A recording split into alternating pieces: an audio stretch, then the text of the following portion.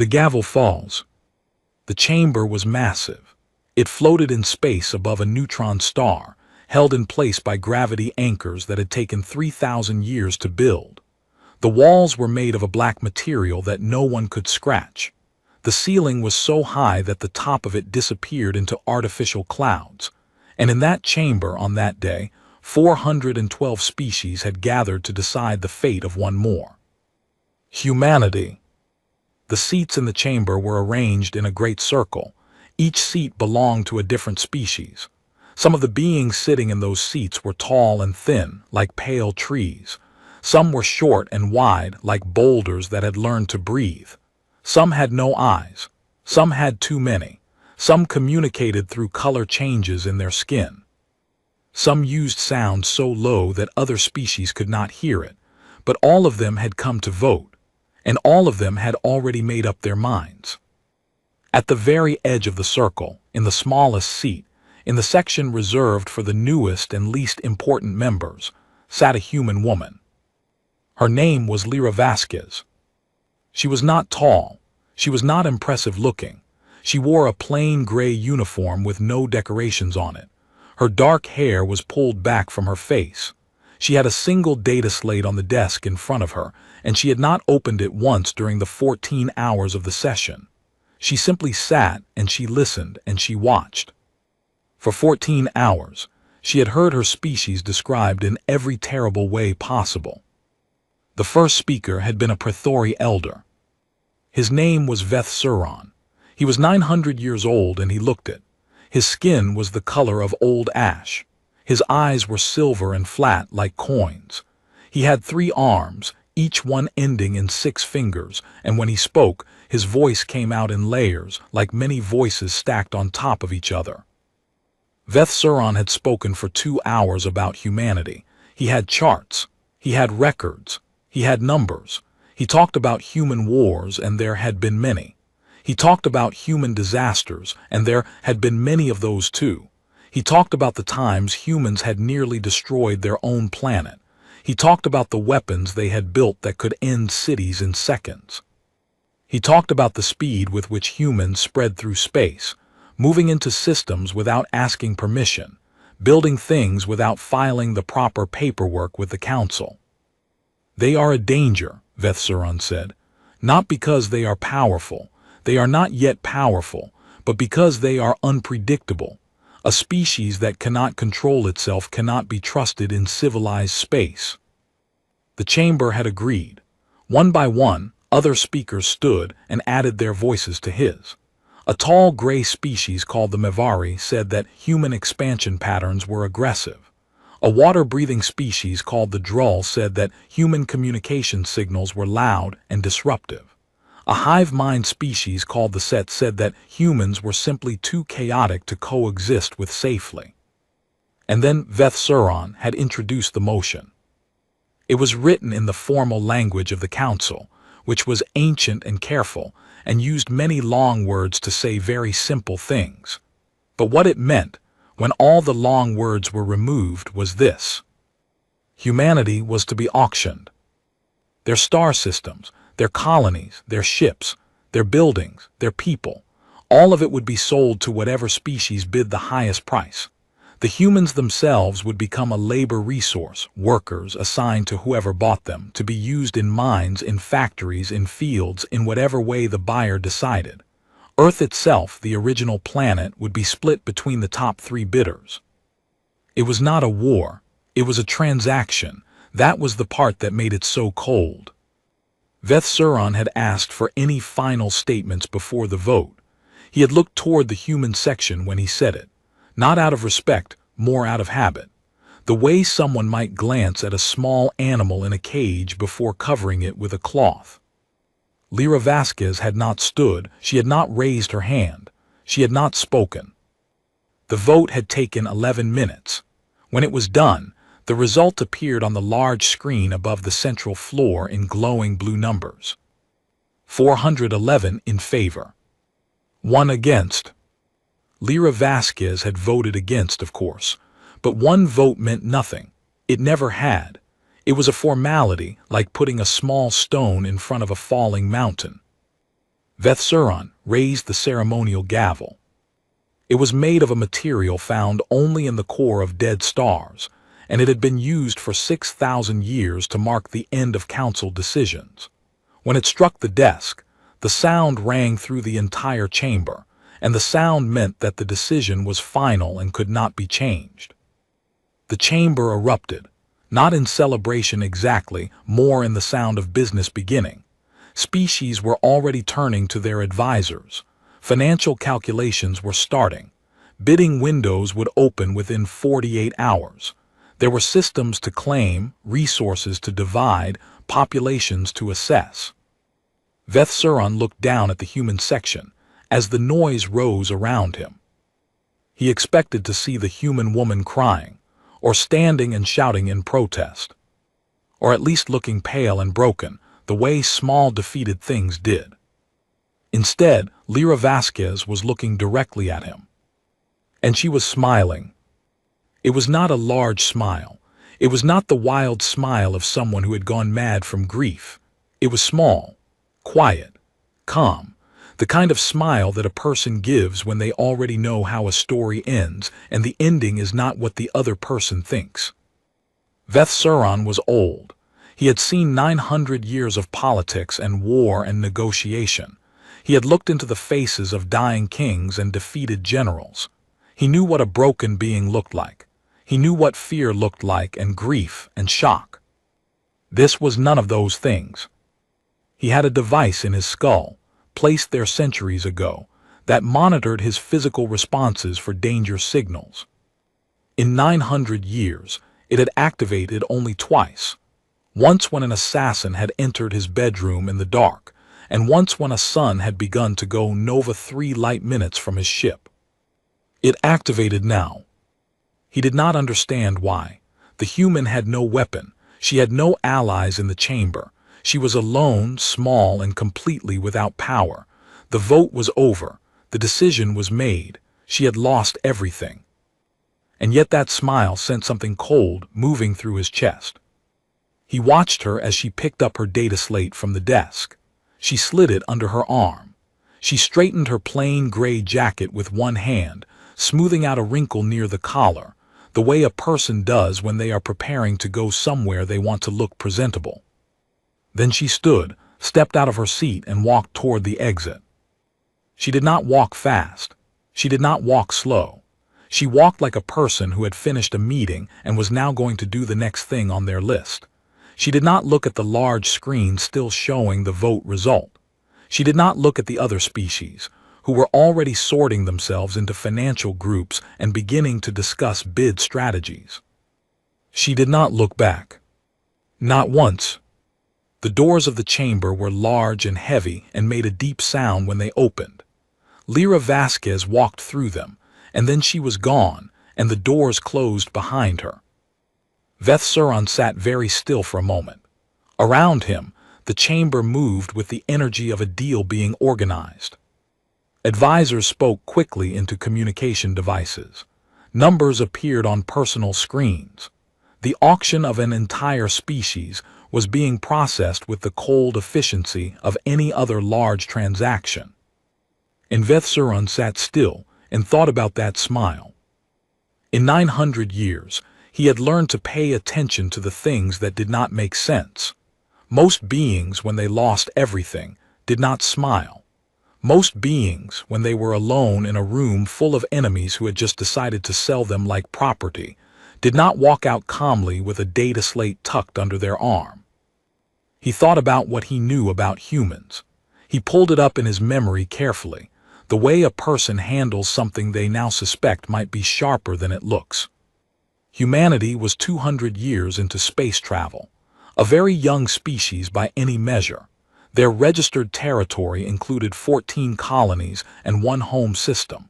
Their military was small compared to any major council power. Their technology was advanced in some areas and surprisingly basic in others. They were emotional, unpredictable, and had a very strange relationship with danger. They seemed to seek it out rather than avoid it, which was behavior that no properly evolved species should exhibit. He knew all of this. The whole council knew all of this. It was part of why they had voted the way they voted. What he did not know, what he was beginning to realize, none of them had thought to ask, was what humanity had been doing for the last 160 years, in all the places where no one had been watching. That was the thing about the smile, he thought. It was not the smile of a woman who had just lost. It was the smile of a woman who had just been told something she already knew, something the person telling her did not yet understand they were telling. He reached for his communication device to call his intelligence team. He would have them run a full audit of human activity across all registered and unregistered space. He would have them check every record, every scan, every report. It was probably nothing, he told himself. The human was simply in shock and had not yet understood what had happened to her. The smile was a stress response, an emotional glitch. Humans were full of those. He pressed the call button.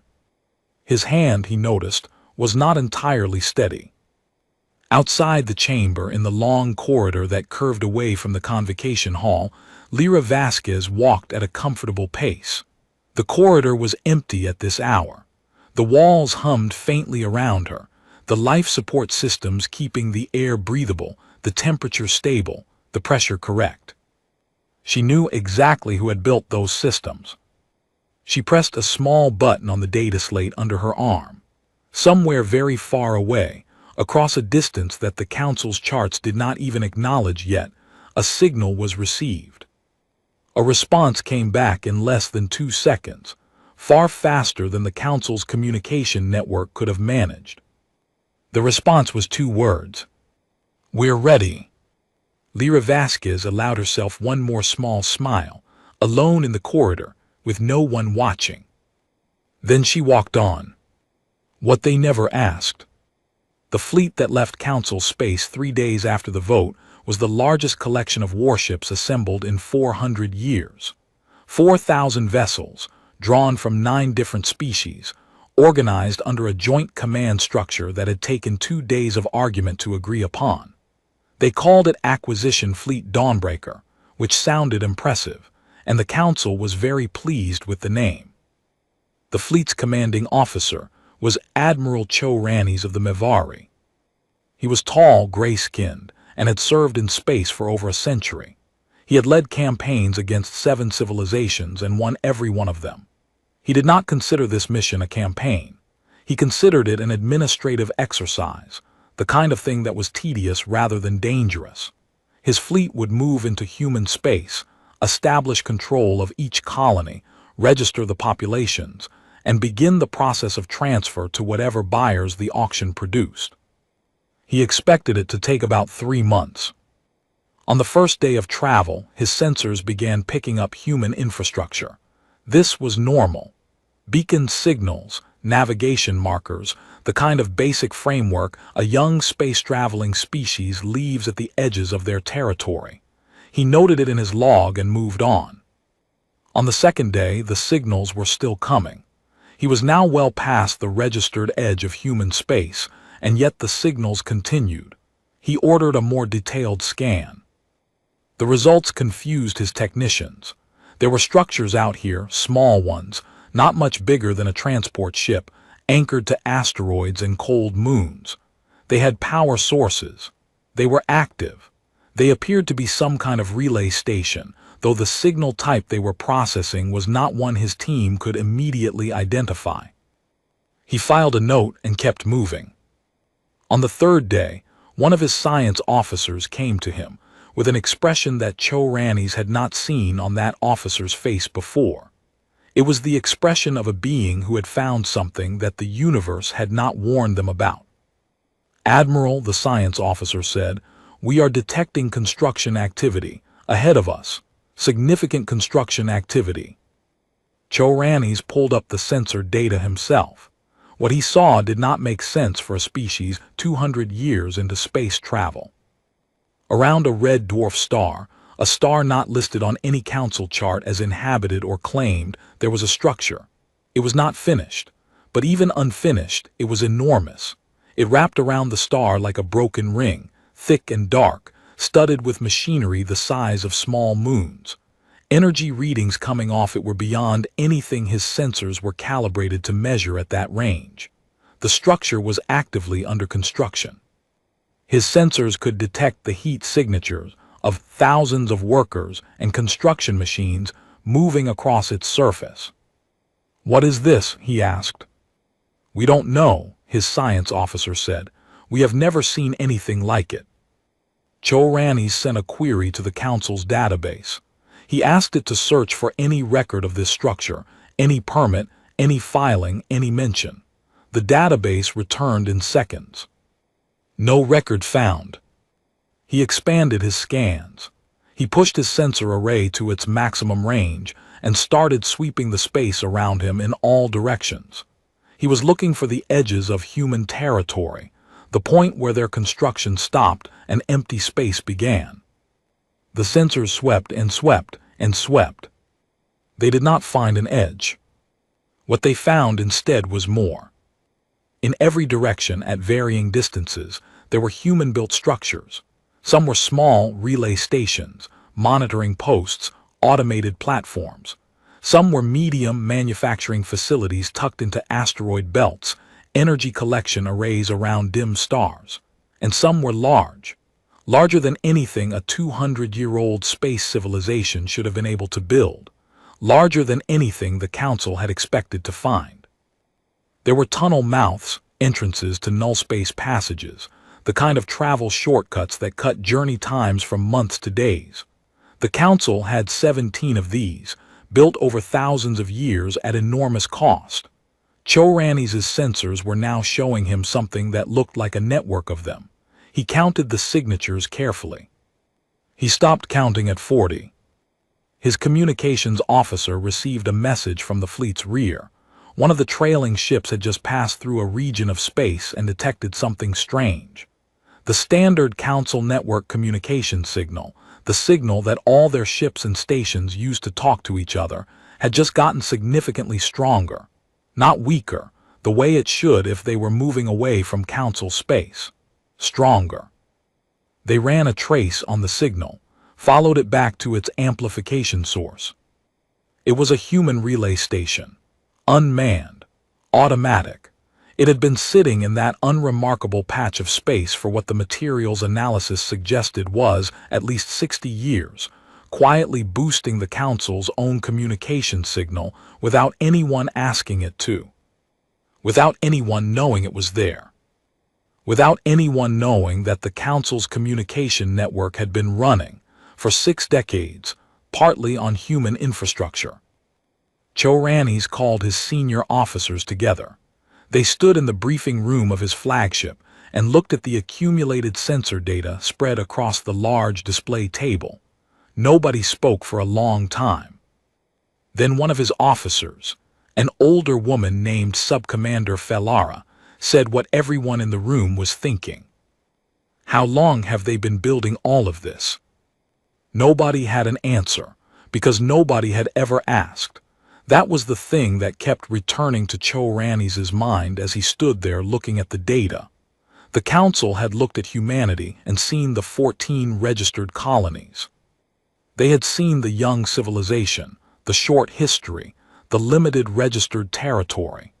They had built their assessment of humanity based on what humanity had filed, what humanity had declared, what humanity had officially shown them.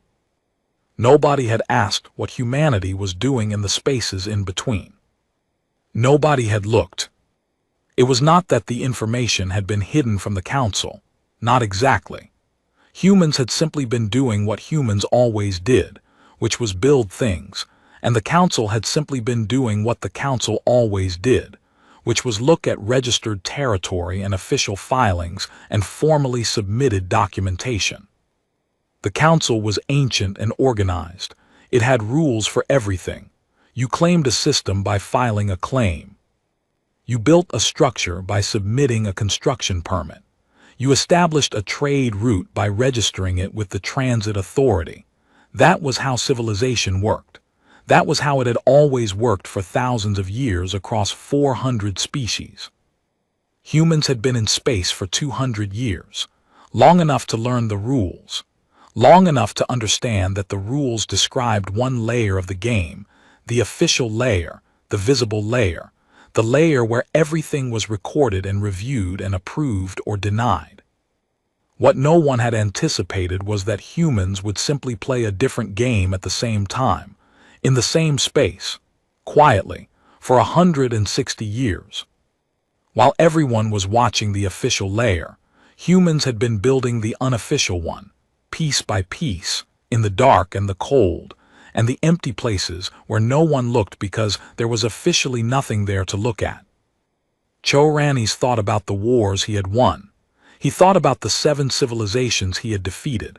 He had defeated them by understanding them, by knowing their territory, their resources, their weak points.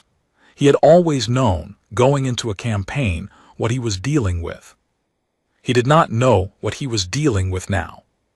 He ordered the fleet to stop. 4,000 ships came to a halt in open space, engines idling, surrounded on all sides by the quiet hum of human construction and human signal traffic and human infrastructure that should not have existed, and that no one had thought to look for. He sat in his command chair for a long time. Then he called his communications officer and dictated a message back to the council. He kept it brief, because long messages could be misunderstood, and he wanted this one to be very clear. The message said, "We have entered human space. The situation is not as previously assessed. Please advise before we proceed further. Additional intelligence is urgently required." He sent it. Then he sat back and stared at the sensor display showing the enormous unfinished ring around the red dwarf star.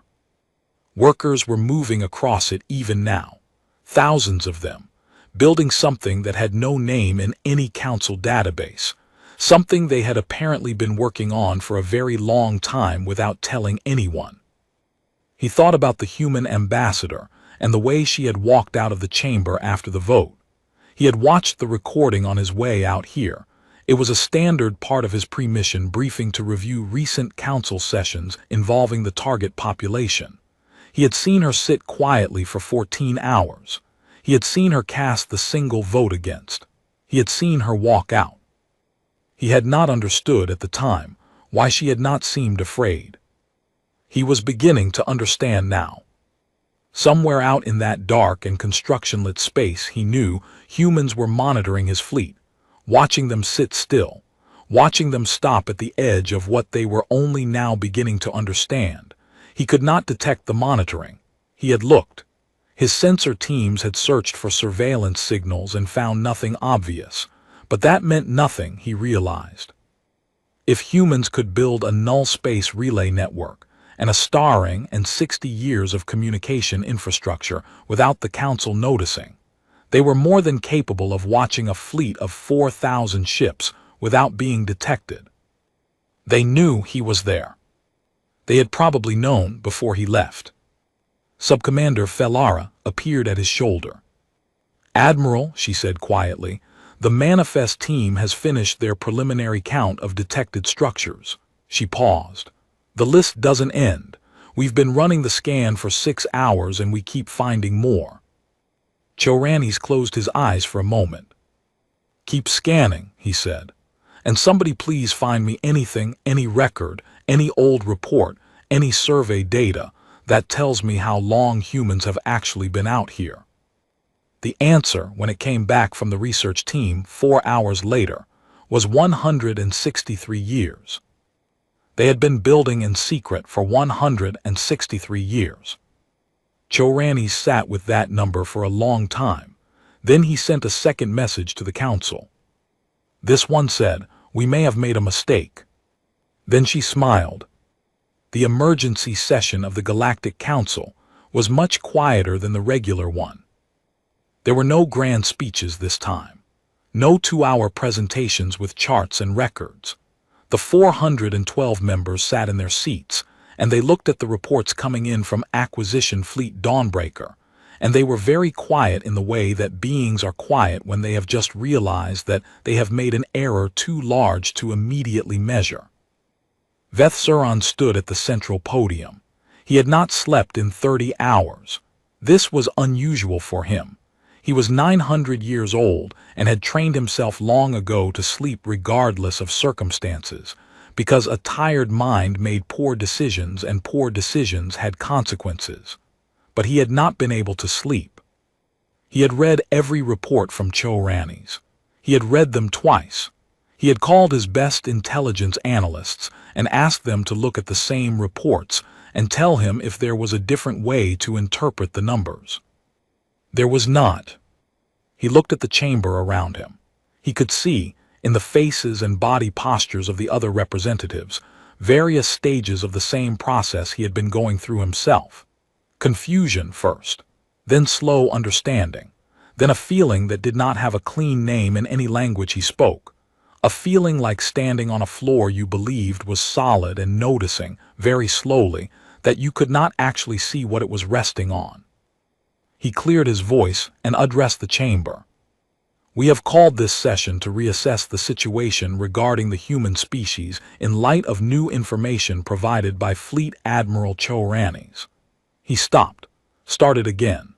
The Council has agreed that before the acquisition process continues, contact should be made with the human representative to clarify several points. Several points. It was, he knew, a ridiculous way to describe what they needed to clarify.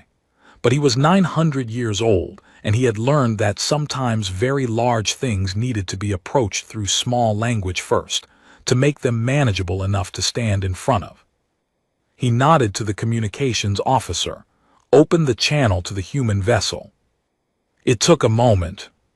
Then the main screen above the chamber floor, a screen large enough that every member in the circular room could see it, filled with the image of a room aboard a ship. The room was simple and clean. There was a table. There was a chair. There was a window behind the chair that looked out into space. Through the window, Veth-Suran could see stars. He could also see something else, the edge of something large, something dark, something that curved away from the window's edge and kept going. One of his technical advisors leaned close and whispered that the scan team was trying to determine the size of the human vessel. He whispered back that they should keep trying. Lyra Vasquez walked into the frame and sat down. She looked exactly as she had at the vote, plain gray uniform. Hair pulled back, no expression on her face that gave anything away. She looked at the screen and waited. Veth-Suran straightened. He had rehearsed this conversation. He had prepared 3 different approaches, firm, moderate, and conciliatory, and had planned to choose between them based on how the human opened. He had expected her to be angry. He had prepared for anger, or perhaps desperation, which was easier to manage. Desperation he had handled many times. She was neither angry nor desperate. She was waiting calmly, like a person who had already heard this conversation in their head and knew how it ended. He chose conciliatory. Ambassador Vasquez, he said, the Council has received reports from our fleet that have raised certain questions. We are reaching out to discuss. The infrastructure, she said. Just those 2 words, no question mark at the end. Not is it about the infrastructure, just the infrastructure, as if she knew, as if she had known before the channel opened. Yes, he said carefully, among other things. She nodded and pulled a data slate from the table in front of her. She placed it so the camera could see it. On the screen, a map appeared. It was a map of the galaxy, or at least a significant portion of it. And across that map, in a color the translator assigned as pale blue, there were lines. Hundreds of them, maybe more. They connected points like the threads of a web, and those points were everywhere. We call it the infrastructure, she said, singular capital I. It started about 160 years ago as a small project, a few relay stations, some null space survey work. Then it grew. She paused. We are very good at growing things. The chamber was completely silent. Veth-Suran looked at the map. He looked at the points on it, some of which, he realized with a slow, cold feeling, were inside what he had always considered Council space. Those points, he said, pointing to several near the galactic core region. Those are not in human territory. No, she agreed. Then what are they? She looked at him for a moment before she answered. Not a long moment, just long enough to be noticed. The trade lanes your species uses to move goods from the outer systems to the core markets, she said, run through null-space tunnels. Those tunnels require maintenance nodes, stations that keep the tunnel stable and prevent collapse. Without them, the tunnel degrades over roughly 40 years and becomes unusable. She tilted the data slate slightly. Your maintenance nodes failed 212 years ago, a manufacturing error in the anchor material. The tunnels should have collapsed within a generation. Vethsuran stared at her. Our trade lanes are still operational, she said. Yes, because approximately 200 years ago, shortly after we achieved basic FTL travel, human engineers surveyed the tunnel network and identified the problem. They replaced the failing nodes with updated versions. Without telling anyone, because at the time we were not yet council members and did not have authorization to operate in those regions. She paused again. The replacement nodes are human-built. They have been maintained by human teams on a 30-year service cycle ever since. The silence in the chamber changed texture. It became heavier. Vethsuran had the very specific feeling of a person who has just looked down and noticed, for the first time, that the bridge they have been standing on is made of something different than they thought, and that the something different is maintained by someone they just voted to sell. The communication network, said another council member, a droll representative, his translation unit giving his words a wet, bubbling quality. The FTL communication grid, we use it for everything, Vasquez said, including the vote 3 days ago. Yes, she moved something on the data slate. A second layer appeared on the map, green this time, dense and everywhere. The base signal architecture of the Council's communication grid was designed by the species that built it approximately 6,000 years ago. It was good work, it still is, but it was designed for a smaller network. As the Council grew and added members, the signal range became insufficient. The outer system members. She glanced around at several of the representatives in the chamber. Your communications were arriving with significant delay and data loss. We were not aware of any delay, said the Mavari representative stiffly. No, Vasquez agreed. You weren't, because the delay was corrected. About 90 years ago, human signal engineers installed a series of amplification relays throughout the outer network. They compensate for the range problem. They run automatically and require minimal maintenance. She looked at the Mavari representative steadily.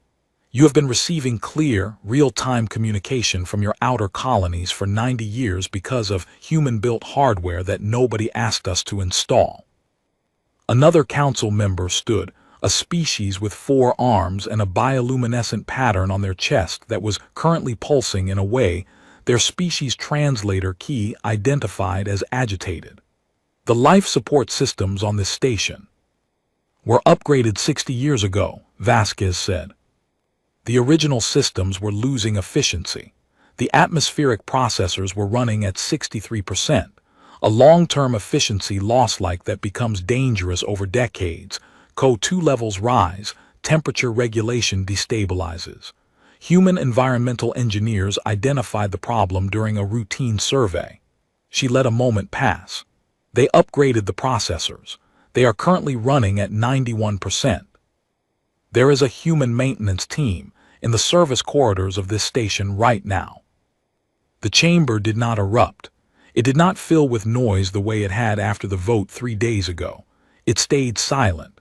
The kind of silence that is not empty but full of 412 species, all having the same thought at the same time, which was, what else? Vethsuran asked it out loud, what else? Vasquez looked at the data slate. She looked at it for long enough that he understood she was making a choice about where to stop, not because she had run out of things to say, but because there were too many and she was selecting. The agricultural import network for the Praetori Dominion, she said. the medical cold chain systems for the set hive stations, the deep space emergency beacon network, the one that finds lost ships, that runs on human-built transponders at the outer range, the gravity anchor system holding this station in position above the neutron star. She looked up at him. That last one we installed 40 years ago after the original anchors started showing metal fatigue. You might want to check the maintenance schedule on those. Vethsuron sat down. He did not plan to sit down. His legs simply decided. He looked at Lyra Vasquez on the screen, at her plain gray uniform, at her calm, patient face. He thought about the vote 3 days ago, 411 to 1.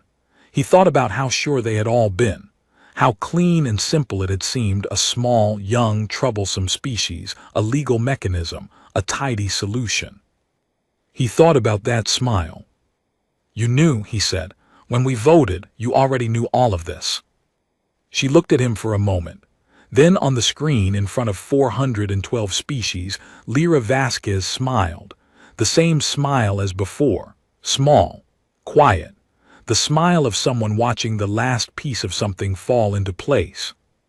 Ambassador, she said, and her voice was even and kind, you voted to auction the people who built your entire civilization's backbone. She tilted her head just slightly. We were wondering when you'd notice. Not one voice spoke in the chamber, not one. Outside the window behind her, the enormous dark curve of the human vessel, still unfinished in its size assessment by the Council's scan team, held its position in space, patient and large and quiet. Exactly like the people who had built it. The bill comes due. The document arrived at the Council's Central Administrative Office at exactly 6 in the morning, station time. It arrived through the standard formal submission channel, properly formatted, correctly addressed, with all the required header information filled out, and a valid digital signature from the Human Diplomatic Office. Everything about it was perfectly proper and completely correct. It was 147 pages long. The administrative clerk who received it was a young Prathari named Ven Sally, and she had been working the morning shift for 3 years and had never seen anything quite like it. She read the first page. Then she read it again. Then she sent it to her supervisor, because she was not sure she was reading it correctly, and she wanted someone more senior to confirm that the numbers she was looking at were real numbers and not an error in the translation system. Her supervisor read it. Then he sent it to his supervisor. Within 2 hours, it had reached the office of the Council's chief administrator, who read it, turned what his species considered a deep shade of alarmed green, and immediately scheduled an emergency meeting with the legal team. The document was an invoice. 163 years of uncompensated labor, materials, engineering, maintenance, and infrastructure provision. It covered every human-built system, every relay station, every maintenance visit, every upgrade, every repair, every piece of hardware that humanity had installed in Council space or in the shared infrastructure that Council species relied on. Every item was listed. Every item had a date. Every item had a materials cost, a labor cost, and a service charge. The calculations were thorough, cross-referenced, and internally consistent in a way that the legal team quickly confirmed was extremely difficult to argue with. At the bottom of the final page was the total. The chief administrator's legal team spent 4 hours checking the math. They could not find an error. The number was, as far as they could determine, correct. It was the largest number ever formally submitted in any financial document in the history of the Galactic Council. It was large enough that the legal team had to look up whether the Council's accounting systems could even store a number of that size. It turned out they could, barely, because the system had been quietly upgraded 18 years ago by a human software engineer, whose maintenance contract had been filed under a different name and never fully reviewed. On the second page of the invoice, in plain and simple language, humanity's terms were stated. They were not asking for war. They were not threatening destruction. They were not demanding political concessions or territory or seats on the council. They were asking to be paid, in full, on a structured payment schedule for 163 years of work. They were also asking for formal recognition of all unregistered human territory and construction as legitimate human property, not subject to the auction ruling. And they were asking for the auction motion to be formally withdrawn and struck from the council record. If the council agreed, humans would continue maintaining all current infrastructure at standard service rates and would formalize all existing arrangements under proper contracts. If the council did not agree, humans would simply stop maintaining infrastructure they had never been contracted to maintain in the first place. The last line of the terms section was the one that the legal team stared at for a long time. It said, in the simple and direct language that humans used when they wanted to be very clearly understood, "We will not damage anything. We will simply stop fixing it." That was the part that was most frightening, not a threat of destruction, not a weapon, just stopping. The way a person stops holding something heavy when their arms get tired. And when they stop holding it, the heavy thing falls, and it falls not because anyone dropped it, but because nothing is holding it anymore. The Praetori trade minister's name was Eldvareth, and he was 600 years old, and he had managed the Praetori Dominion's economic affairs for nearly 2 centuries. He had negotiated with species that breathed acid. He had sat across from beings that communicated through controlled telepathic pressure. He had once successfully renegotiated a debt with a species that considered the mere suggestion of debt an insult worthy of military response. He had never been outmaneuvered before he sat down.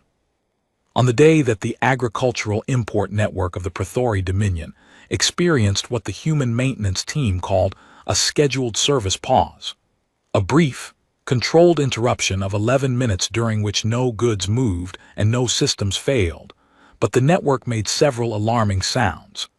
Eldvareth requested an immediate bilateral meeting with the nearest human diplomatic representative.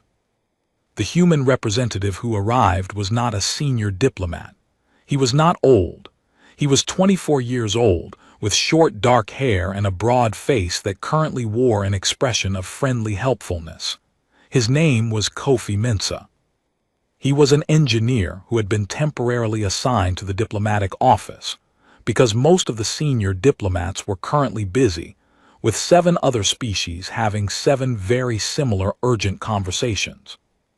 He smelled, Eldvareth noted, faintly of ship grease and a hot drink that his translation unit identified as coffee. He sat across from the 600-year-old trade minister in a formal meeting room and placed a single data slate on the table and smiled in a way that was open and not threatening at all, which somehow made it more unsettling. "Minister Eldvareth," he said, "thank you for meeting with me. I understand you had some concerns about the network." "The pause," Eldvareth said. He kept his voice very calm and controlled. "Was it intentional?"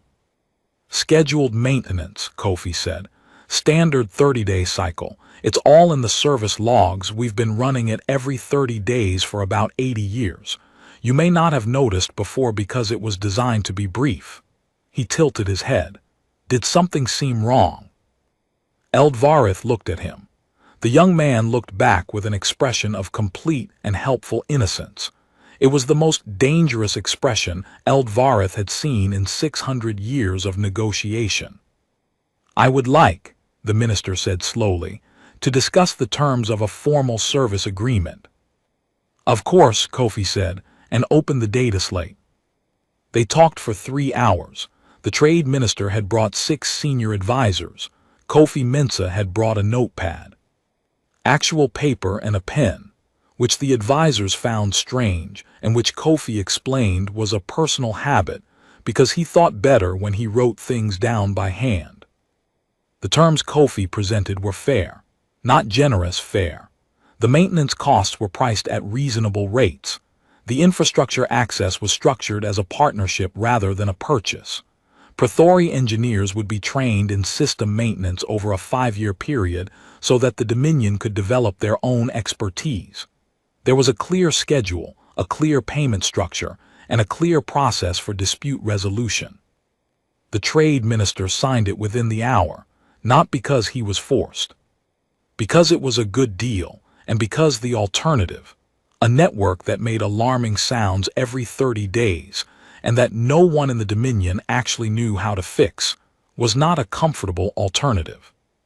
One question, the minister said, as the signing was completed. He was looking at the young human across the table with an expression that he hoped read as curiosity, rather than the particular unsettled feeling he actually had. How old were you when humans started building the network? Kofi thought about it. I wasn't born yet, he said. My grandmother was about 7. Eldvareth sat with that for a moment. The network that ran his planet's food supply had been built before this young man's grandmother was old enough to go to school. Thank you, he said, because he could not think of anything else to say. Thank you, Minister, Kofi said, and collected his paper notepad and his pen and his data slate and left. Back in the council chamber, things were moving quickly. The auction motion had frozen, no bids were being accepted, no transfer processes were continuing, as the legal situation had been flagged as unresolved. 3 species had formally withdrawn their support for the motion in the first 24 hours after the invoice arrived. 6 more followed within 48 hours. Their reasons were different, but their logic was the same. They had received, through their own intelligence channels or through quiet outreach from human representatives, specific information about which pieces of the infrastructure they personally depended on. Nobody wanted to be the species that caused their own systems to start making alarming sounds. Veth Suron watched it happen. He watched the motion collapse species by species, watched the political architecture he had spent years building come apart not through force, but through the simple gravity of reality. He had built the motion on an assessment of humanity's value and humanity's threat. He had assessed them as limited in value and manageable in threat. He had been wrong about both in ways that he was still working to fully understand. He found himself thinking about a question he had not previously thought to ask. When he looked at a species, he looked at their military, their territory, their age, their technology, the technology they had filed patents on, had registered, had formally presented to the council. He looked at what they showed. He assessed what was visible. He had never, in 900 years, thought to ask what a species was doing when no one was looking. He had never thought to survey the dark space between registered systems. He had never thought that a young species with a short history might be spending its early centuries building quietly in places no one thought to check. He had thought humanity was small because humanity looked small. He had not considered that looking small might be a choice. The thought was not comfortable. Outside the council station, in the service corridors behind the atmospheric processors, a small human maintenance team was going about their regular checks. They wore standard work suits. They carried standard tools. They logged their work in standard maintenance reports. They were polite to the station staff they encountered, answered questions about their work cheerfully, and left everything in better condition than they found it. They had been doing this for 60 years. In that time, they had never once caused a problem or drawn any particular attention. They were simply the people who kept things running, and the things they kept running were so well maintained that no one had ever had cause to notice them particularly. That was, it turned out, exactly the point. The council had voted to auction the maintenance staff, and the maintenance staff had sent a bill. The 209th species to quietly, urgently, privately contact a human diplomatic representative, bypassing the council entirely, and reaching out through channels that their own communication systems ran on, relayed through human-built signal amplifiers, was a small hive species from the outer rim that had only joined the council 40 years ago. Their representative sent a message that said simply, "We are not the Praetori. We do not have much. But we would like to discuss what is fair. We would like to be on the right side of this." The human diplomat who received the message wrote back within the hour. "We think that is a very good place to start. We built your entire." 6 months after the vote, the convocation chamber looked the same as it always had. The black walls, the artificial clouds near the high ceiling, the circular arrangement of 412 seats. The gravity anchors still held the station in place above the neutron star. They had been inspected, serviced, and certified recently, and the certification had come from a human engineering team. The chamber looked the same, but the feeling inside it was different. The beings sitting in those seats carried themselves differently. Some of them were quieter than usual. Some were more careful in the way they looked at things, at the walls, at the floor, at the life support vents near the ceiling, with the thoughtful attention of people who have recently learned that the things around them are not quite what they had assumed. It was the feeling of walking into a room you have been in 1,000 times and suddenly noticing, for the first time, how the ceiling is held up. The session was called to order by the chief administrator, because Veth-Suron had stepped back from the chair position. He had not resigned. He was still present, sitting in the Praetori seat, still attentive, still studying everything carefully in the way that very old and very intelligent beings do when they have just learned something large and are still arranging it inside their minds. He had simply decided that he was not the right being to chair this particular session. He had stated this plainly, which was unusual for him and which, several other representatives noted privately, was in itself a sign of something significant. Lyra Vasquez stood at the central podium. She had not stood at the central podium before.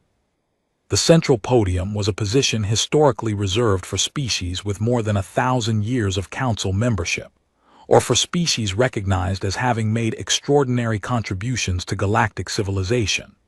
The Rules Committee had spent 3 days arguing about whether to allow it and had concluded, somewhat reluctantly, that given recent circumstances, the argument for keeping her at the small desk in the corner section was difficult to make with a straight face. She stood at the podium and looked around the chamber for a moment before she spoke.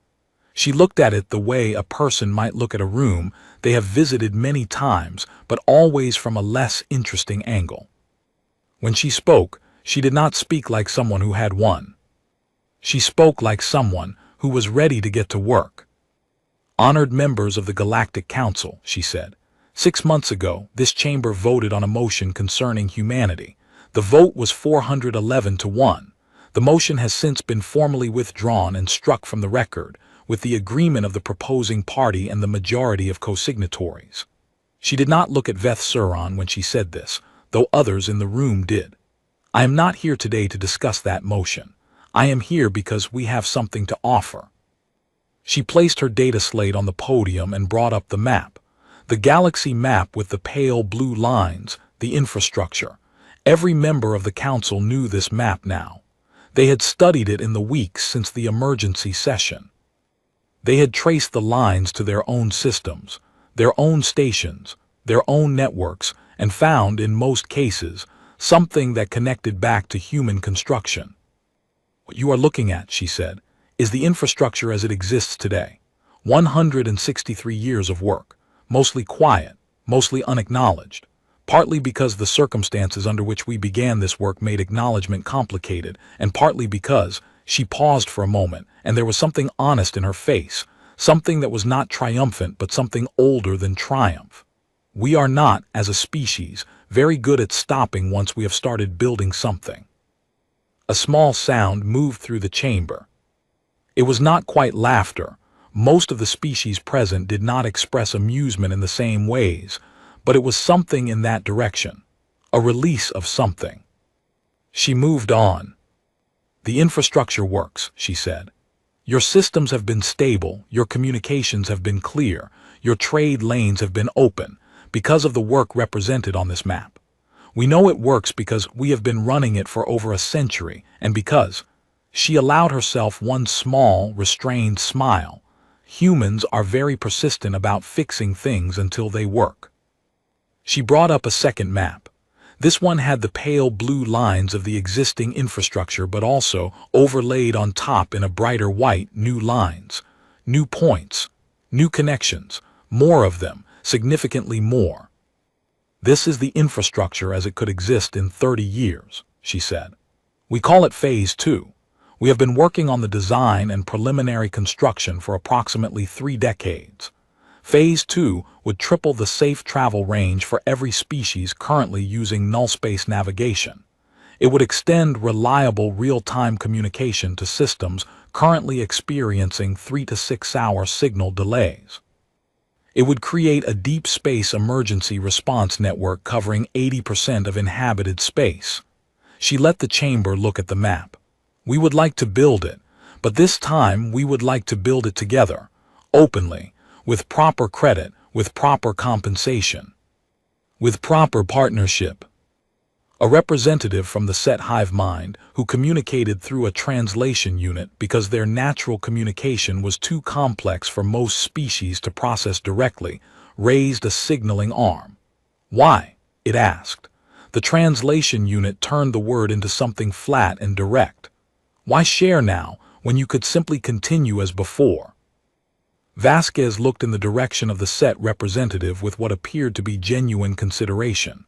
Because building alone is slower, she said, and because some problems are too large for one species, and because she stopped, and what she did next was unexpected enough that the chamber's general attention, already high, sharpened further. She stepped slightly away from the formal posture of the podium and spoke more directly, the way a person speaks when they are saying something they actually mean rather than something they have prepared. We have been building in the dark for a long time. It worked, but it was lonely, and humanity has never been very good at being alone. The chamber was quiet, not the heavy silence of the aftermath of the vote, not the uncomfortable silence of people processing unwelcome information. A different kind of quiet, the kind that is open rather than closed. She stepped back to the podium. We are proposing the Galactic Infrastructure Partnership Treaty. The framework has been circulated to all member delegations over the past 2 weeks. We ask for a vote. The vote took 9 minutes. The result appeared on the screen above the chamber floor in the same blue numbers that had appeared 6 months ago, but different numbers. 412 in favor. 0 against. Vasquez looked at the screen and then looked down at the podium for a moment. If she felt something large, she kept it in the small space between her face and the podium, where no one else could quite see it. Then she straightened, collected her data slate, and thanked the chamber in the formal phrases required by protocol. As the session closed and the chamber began to empty, Veth Suron made his way toward the central podium. This required him to walk across a floor he had crossed thousands of times, in a chamber he had governed for decades. He moved slowly because he was thinking, and he thought best when he moved slowly. Vasquez was still at the podium when he arrived. She was reviewing something on her data slate and looked up when he stopped in front of her. He looked at her for a moment. He had been trying for 6 months to find the right question. He had drafted several and discarded them because they were not precise enough, and Veth Suron, in 900 years, had never asked an imprecise question if he could avoid it. He had found the right one. That smile, he said. In the chamber after the vote, you already knew, didn't you? Before we voted, you knew everything. She looked at him. She held the look for just long enough to be honest. We built your early warning sensor grid, she said. The one that monitors political activity and travel patterns across council space. We installed it about 80 years ago. It was an extension of the infrastructure, originally designed to monitor navigation traffic. She paused. We knew you were planning the vote 6 weeks before you took it. Veth Suron stood very still. You sat through 14 hours of that session. Yes. You let us vote. Yes. Why? She considered this. The chamber was mostly empty now, the last few representatives filing through the large doors, the sounds of the session settling into the quiet of a room returning to itself. The life support vents hummed above them, maintained and efficient. "Because you needed to," she said. "The vote wasn't the problem, the vote was the symptom. You needed to say out loud what a lot of the council had been thinking about humanity for a long time, and then you needed to find out in a way you couldn't argue with, that the thinking was wrong." She tilted her head slightly. "People don't change their minds because someone tells them they are wrong. They change their minds when they see it themselves." Veth-Suran looked at her for a long time, 900 years old. He had thought he understood how civilizations worked. He had thought he understood what power was, who had it, how it was counted, how it moved. "How long," he said quietly, "have humans been planning this?" She smiled, the small, quiet, knowing smile, the one that had started all of this. "We don't really plan the way you do," she said. "We just build things and see where they go." She picked up her data slate, tucked it under her arm, and walked toward the exit.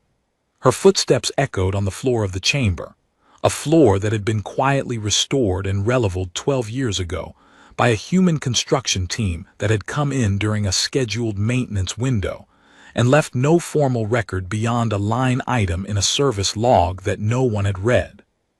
The doors opened, she walked through them.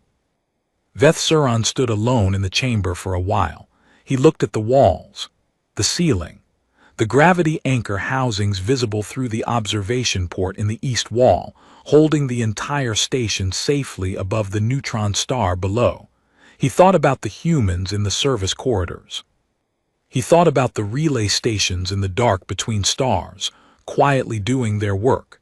He thought about the map with the pale blue lines and the white lines of what was coming next. He thought about the fact that humanity had known 6 weeks early that the vote was coming, had known and had come anyway, had sat through 14 hours of it, had cast their single vote and had walked out smiling, had let it happen, and had been ready for whatever came after, because they were always already building whatever came after. Somewhere out in the dark between stars, he knew, human construction crews were working, moving through unregistered systems with their tools and their materials and their enormous, stubborn, quiet persistence, building something that wasn't on any map yet, something that wouldn't be on any map until they were ready to show it. They didn't ask permission, they never had. He was beginning to understand that this was not arrogance, it was not aggression. It was simply what humans were, the species that looked at empty space and thought, something should go here. The species that looked at a broken thing and thought, that should be fixed. The species that looked at a dark and enormous universe and thought, there is room for more and we know how to build it. The chamber lights dimmed behind him as the session officially ended, and the room returned to standby mode. The system that dimmed those lights had been recalibrated 3 years ago by a human technician who had noticed an inefficiency in the original code and fixed it, without being asked, because that was what the technician did with inefficiencies. Veth-Suran walked out of the chamber. Behind him, the doors closed. Above the neutron star, the station held its position, steady and warm and maintained. Far away, beyond the edge of the registered maps, a human crew was already breaking ground on Phase 2. They worked in the dark, in the cold, in the enormous quiet between stars. They worked with the particular focused energy of people doing something they had been doing their whole lives. They talked to each other over short-range communication, made jokes, passed food between shifts, argued about the best way to run the cable lines through the anchor housing, and agreed to disagree until one of them proved their point by just doing it and showing the result. They did not ask permission. They were not waiting for a vote. They were building something new in the dark, the way they always had. That was the whole point. That had always been the whole point.